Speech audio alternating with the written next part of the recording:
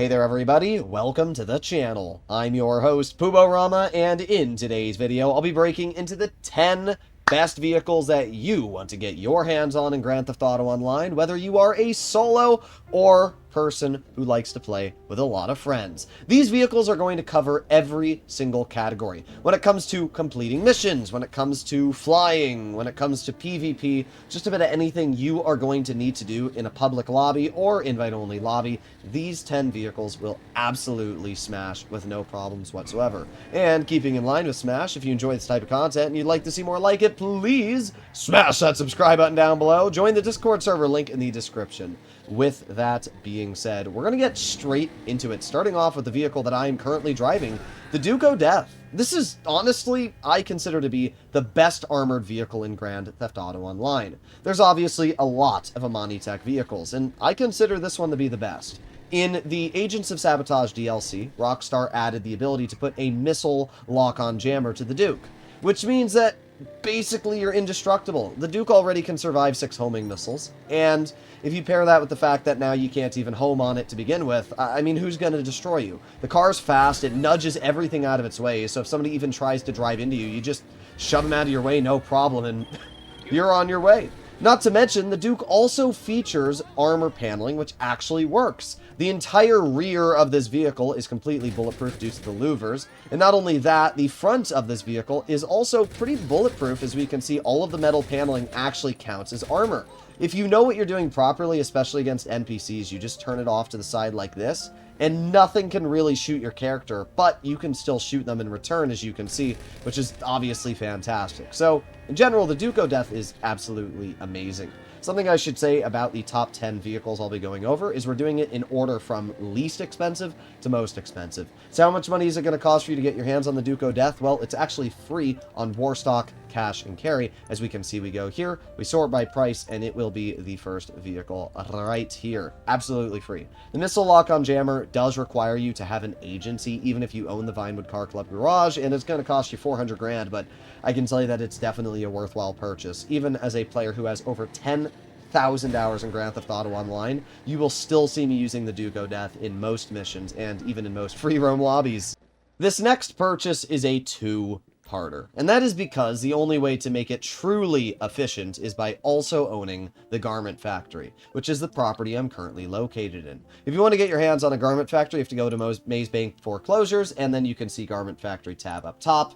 And this is the Darnell Bros Garment Factory. It's around $2.4 million to purchase this property, and the main reason why you're going to need it is because of this vehicle here, the Terrorbyte. Now, yes, I know you can also get a Terrorbyte without owning this and purchasing a nightclub, but the reason we are focusing on the Terrorbyte is simply because of the Bureau Tech. You can see that if I press X on my remote, I can access the Master Control Terminal, which allows me to mess around with every single business that I'm running. I can use the nightclub, the bunker, all the motorcycle club businesses, vehicle cargo, special cargo, and even the hangar, where the normal screen that comes with the Terrorbyte is not able to access all of these businesses, specifically the nightclub, which is the most important out of all of them. So purchasing the Garment Factory allows you to add Bureau Tech by hopping into the front seat, and then you can put on the Master Control Terminal. Not only does the Terrorbyte have the Master Control Terminal, and it's really just one of the best business suppliers in the game, you can also upgrade all of your Mark II weaponry right inside of it whenever you need to get more explosive ammo,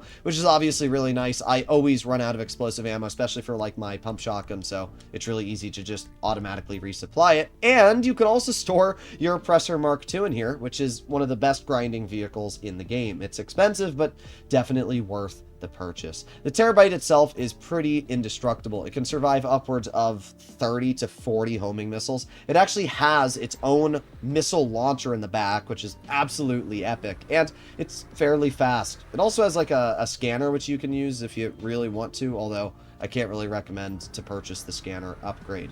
Either way, the Terrorbyte, it's around $1.4 million to purchase, plus the $2.5 million you're going to need for the Darnell Bros, but it's basically the most efficient grinding vehicle in the game if you're trying to resupply your businesses because of the fact you can access all of them from one screen. So if you don't own the Terrorbyte, get your hands on it, and especially get that upgrade. Next we arrive to the Sparrow. This is probably my favorite grinding vehicle in all of Grand Theft Auto Online, for many reasons. First of all, it's fast. The Oppressor Mark II can go around 132 miles per hour. The Sparrow can go almost 170 miles per hour, making it one of the fastest helicopters in the game and a great way to make it across the map if you're going to grind. It features homing missiles and an unlimited amount of just completely spammable homing missiles, which is super nice, and the Sparrow features flares, so if anybody ever tries to mess with you in a public lobby, you can just spam flares and you're really not going to have to worry all too much. The best part about the Sparrow is that by going to Service Vehicles, Kosatka, and the Interaction Menu tab, you can instantly call it in wherever you are, even if you're located at Mount Chiliad. And it's not even that expensive to buy the Sparrow. It costs around 1.8 million. Now, you will need to buy the homing missiles upgrade, so realistically, you're looking at like 2.2 million with the flares and homing missiles, but it's really not that expensive when you compare it to some of the vehicles we're going to move down later on this list. Now, to get the Sparrow, you are going to need to purchase a Kosatka as well, which coincidentally is the next vehicle to talk about at 2.2 million. To get your hands on the Kosatka and the Sparrow, you're going to have to go to Warstock Cash and Carry, and you'll see the Kosatka right at the top. And then if we see Moonpool vehicles, there is the Sparrow, which you will be able to purchase once you have the Kosatka. Now, the Kosatka is actually a vehicle. It's drivable. If you enter the driver's seat right here, you can move it around and use it like a big old boat, which is absolutely sick. Now, the Kosatka has many things going for it. First of all, it's literally the best way of earning money in the game, being the Cayo Perico heist, but you can also dive, becoming invisible on the map to anybody, and even better than that, you have freaking homing missiles that you can shoot while sitting in the sub. And these missiles are completely overpowered. You can see here I'm going to launch the guided missile, and you get to manually control this missile. So let's pretend that's like, I don't know, the top of this nipple over here really, I don't know, made fun of my family. Well, no problem. We can crash right into it. No problems at all. That explosion will just about blow up anything it hits. I'm not sure if it will one-shot an Amani Tech vehicle, but in general, you don't mess with the Kosatka. It's a super dangerous vehicle. It's fairly fast for how large it is, and it's the quickest way to fast travel in Grand Theft Auto Online, apart from session swapping. As we can see, all I need to do is hop into the driver's seat, press X, and then I can fast travel it, I don't know, all the way off to a different side of the map. Procopio Beach is literally on the opposite side of the map, and in around 20 seconds of animations, I will automatically be on the other side of the map. In general, the Kosatka is a must-have purchase. Out of all the things I've talked about in the list today, the Sparrow and Kosatka are the most important to get your hands on because they are not only going to allow you to earn money, but also travel the map as quickly as possible. So that's what I will say. And as you can see, with a short travel animation, we are now across the entire map, which is kind of crazy when you think about it. But enough about the Kosatka, let's get into the next vehicle. A lot of people consider the Akula to be an absolutely amazing helicopter, which it is. It's got a lot of capabilities, the major one being stealth mode. However, I personally feel that having aggressive capabilities is the better option, and that is why I'm recommending for you to get your hands on the FH1 Hunter. I'm not going to lie, the F-160 Raiju is not in today's video. And the reason why is because I was trying to think to myself, what really is the most effective grinding tool paired with offensive capabilities that I would find myself using in Grand Theft Auto Online? And honestly, the FH1 Hunter is probably the option I would go with. First of all, it has flares, which the Raiju actually doesn't. This means anybody that fires homing missiles at me, well, they're not really going to get very far. Not only does the Raiju have flares, it features a missile barrage option, which spams 7 missiles immediately at whatever you're shooting at. So let's say this car here, watch this. Boom, boom, boom, boom, boom. I mean, look at that. I'm a terrible shot and absolutely missed the car and then smashed into the mountain. But the point being, you have this missile barrage option, which you can just light up an entire alleyway with. Not to mention, you still have normal spammable homing missiles, which you can shoot over and over and over. You also have bombs, which we can see I can pull out the bomb bay and, you know, absolutely demolish anything that were to spawn on the road there. So you have basically every weapon option. If you actually have somebody else in the FH1 Hunter with you, you also have an explosive machine gun on the bottom, which is absolutely epic. So you have flares, you have a homing missile launcher, you have a barrage option, you've got bombs, and the best part is that the FH1 Hunter can survive upwards of 3 homing missiles, the 4th one blowing it up. That means that this thing is an absolute unit. I mean, you saw me smash it into the mountain there, and it's still flying absolutely fine. So, in general, the FH1 Hunter is the tankiest helicopter in the game. It still flies around 160 miles per hour. It features incredible levels of damage output, and it makes it one of the best grinding tools in a public lobby. I would definitely recommend to pick this up. It is fairly expensive, though, at a 3.1 million price tag, so do keep that in mind. Next on the list, we arrive to the Mammoth Avenger. I love the Avenger. I made a whole video talking about why it is one of the best grinding tools in the game. But it's not just an amazing grinding vehicle.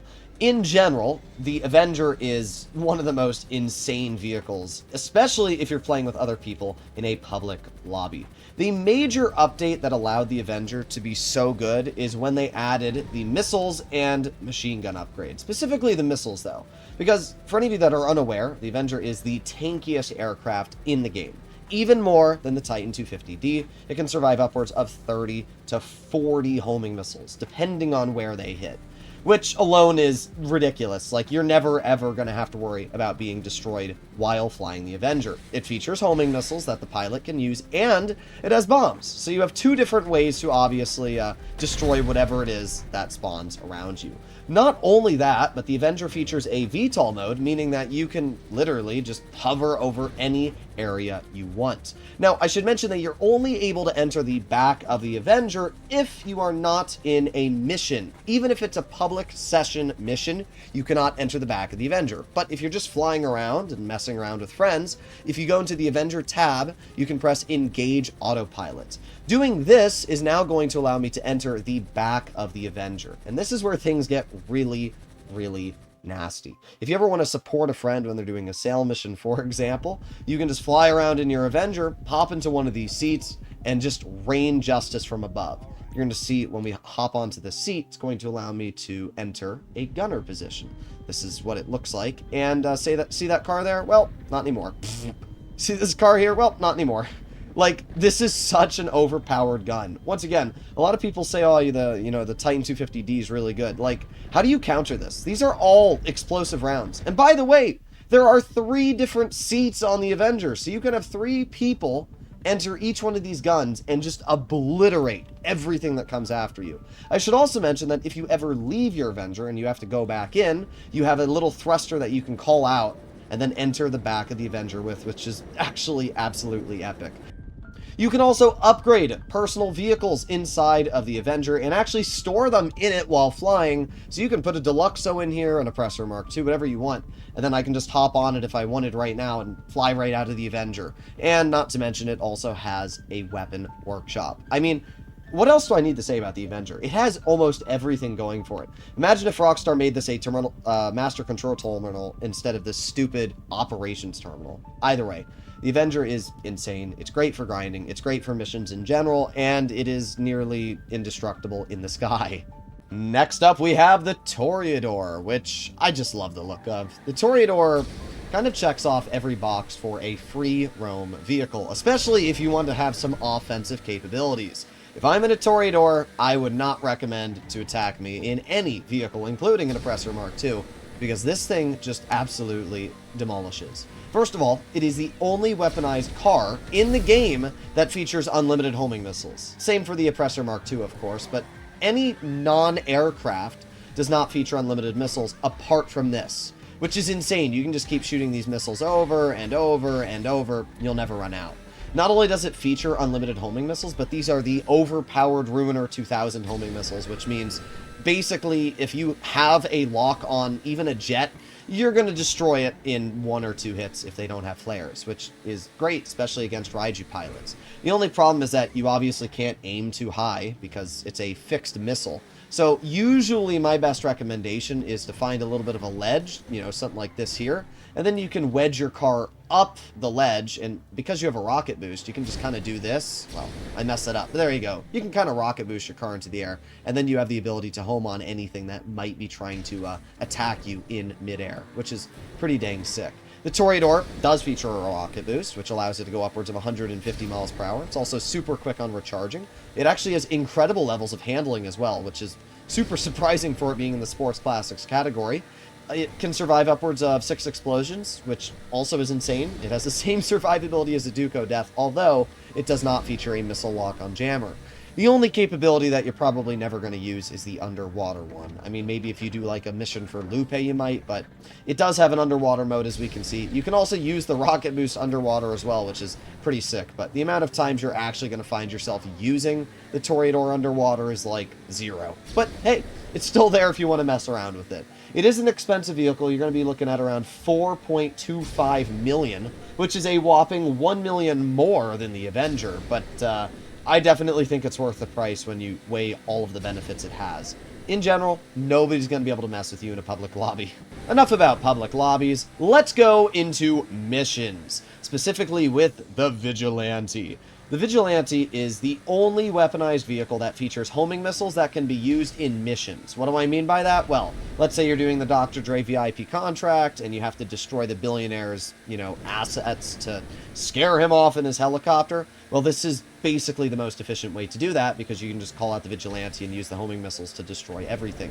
Not only that, but the Vigilante can also lock onto the helicopter that the billionaire flies away and absolutely destroy it. If you're doing any heist setups or heists themselves, once again, you can use the Vigilante. It's the fastest vehicle as well for these missions because it features a rocket boost. It can go upwards of 160 miles per hour. The Vigilante is also super heavy, which means you can launch anything out of your way very easily, as we can see. And yeah, I mean, what else do I need to say? It's the only homing missile firing vehicle in the game that you can use in missions. I mean, that alone should be a great reason to why you'd want to get your hands on it. Vigilante comes at around $3.8 million to get your hands on, which is incredibly expensive when you actually realize that this has been such an old vehicle. But I mean, the fact that it's the only missile firing mission car is, you just gotta get it, really. If you're a player that plans on doing a lot of missions, this is the best bet that you're going to get your hands on. Keeping in line with weaponized vehicles you are able to use in missions and heists, well, we have this, the Weaponized Ignis. What an absolutely glorious car. I mean, it's one of the nicest looking supercars in Grand Theft Auto Online. And as you can see from the roof of it, it clearly has a mounted minigun. Just like the Weaponized Tampa or the Vapid Speedo Custom, this minigun does work. And we just gotta scroll 8 years to actually find the minigun, but once you do, as we can see, it will destroy most cars in just a few seconds of firing, which is absolutely amazing. I mean, look at how dangerous this thing is. Not only does the Weaponized Ignis obviously feature a minigun on the top, but it's ridiculously fast, going in at 145 miles per hour because it has an HSW upgrade, and it's actually the fastest lap time supercar in the entire game. So not only is it crazy fast, but it literally just blows the doors off of any other supercar available in the game. And something else that some people might not know is that it actually features semi-bulletproof glass. You can see here, if we pull out our gun and we shoot at the glass, you'll notice that none of these bullets... Thank you, good sir. But you'll notice none of those bullets actually cut through the glass, which is really, really nice. The Weaponized Ignis is one of the best all-round vehicles for speed, for missions, and just having a boatload of fun because of how ridiculously fast it is. Unfortunately, it cannot survive any explosions, which is a bit of a bummer, but judging that it has everything else going for it, there's really no complaints to be made. It is expensive, though. It's going to cost you $4.5 million to buy, and another $500,000 to get the upgrade for, so do keep that in mind. Either way, Weaponized Ignis is absolutely amazing. Would highly recommend to get your hands on it. And that brings us to one of the most obvious picks to finish off the video with, the Oppressor Mark II, coming in at a whopping $6 million to $8 million, depending if you have the trade price. Thankfully, getting the trade price is fairly easy. Unthankfully, you're still going to have to spend like $10 million to get the vehicle. You need to own a garment factory or a nightclub, and then you have to buy a Terrorbyte, and then you have to put the Oppressor in the Terrorbyte and then upgrade it. You're literally looking at over $10 million, even with the trade price, to get your hands on the Oppressor Mark II. Is it worth it? No, but it is if you're an experienced player, right? I have $550 million on my account right now. So for me, with this much money, obviously buying an Oppressor is a smart decision. But if you're a new player, don't buy it. That's what I will say. I would only recommend to buy the Oppressor Mark II if you are a fairly well-off player and you are sitting on 20, 30 million and you want something to spend it on. Because the Oppressor does have some really good capabilities. First of all, it's fast. It flies in at 130 miles per hour. Not as fast as the Sparrow or most flying aircraft, but it is still very quick. This is, you know, around the same speed as a fairly fast sports car, which is really, really good. And the Oppressor can fly, which means it's obviously way quicker than any sports car because you don't have to worry about turns or anything like that. Unlike a helicopter or really any other flying vehicle, it can stop in half a second and really anywhere you want. Hey, I want to stop on this building. Well, I just turn the Oppressor and boom, just like that, I'm done. Like, name another vehicle which can do that. And the biggest advantage of the Oppressor is that even if you like rocket boost into a building, nothing's going to happen to you. You don't get knocked off it. It doesn't really get damaged. If you do that with a jet, you just blow up. So there are some major capabilities. The Oppressor is one of the most nimble vehicles in the game for how quickly it can turn around. It does feature flares or chaff, which means it's very hard to actually take it out of the sky, especially for how small it is. So in general, the Oppressor is a very, very solid option for really any player to get their hands on. But it obviously has downsides, the price tag being the major one. If you are a new player, I would not recommend to get your hands on it. But you can let me know your personal feelings, comments, and opinions down below. Hopefully you enjoyed today's video. This is my top 10 for the best vehicles and aircraft to get your hands on. Obviously, some of the things I talked about here today are talked about on probably other content creators' channels like TGG, Harm None, and probably Subscribe for Tacos. But I guarantee that you're not going to see choices like the Avenger, choices like the FH1 Hunter, or the Duke O' Death making their rounds inside of those videos. So hopefully you learned something new, and if you do like this, please consider smashing that subscribe button down below. See you all in the next one. Bye-bye.